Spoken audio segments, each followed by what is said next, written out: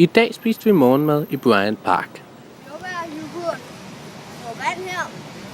Så du har givet mig 2 kniver kaffe, og så har jeg portionen her. Hånden lige nu gør jeg os med mælk.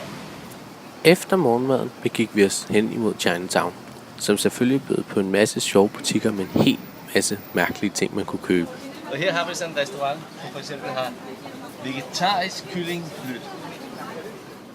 Fra Chinatown gik vi hen for til fods at krydse Brockdens.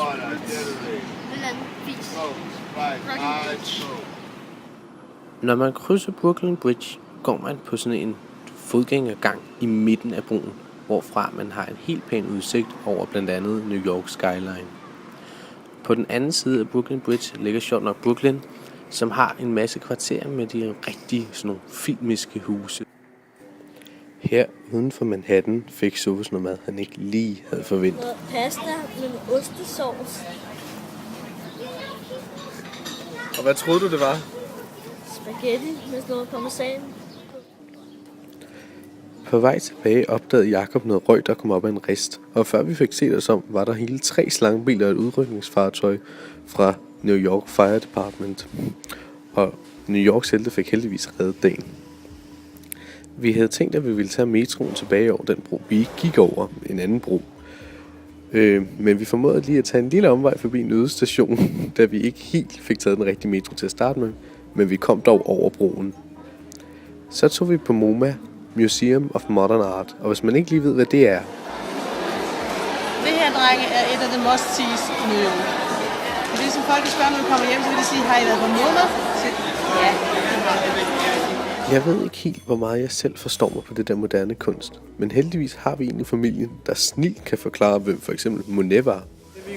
Han er jo en meget kendt maler, som har malet mange af de her billeder rundt omkring. Ja. Hvad kendetegner Monets billeder? Det er, at det er helt slattet.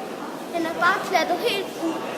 Og så, i gamle dage vil ingen købe det, og nu vil alle købe det. Fra MoMA gik vi videre gennem New York, der lå badet i solnedgangs orange skær, videre til en stor legetøjsbutik, som blandt andet er kendt på at have et kæmpestort klaver, man kan gå på.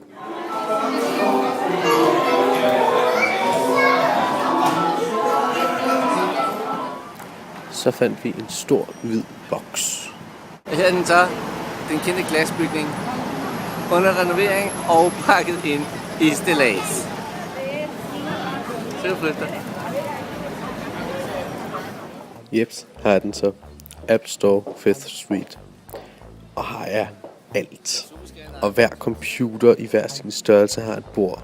MacBook Air 11 tommer har sit bord. MacBook Air 13 tommer har et bord. MacBook Pro 11 tommer har et bord. Bla bla bla bla bla. Og så videre. Den findes ikke, den computer. Lige før den havde et bord. Så.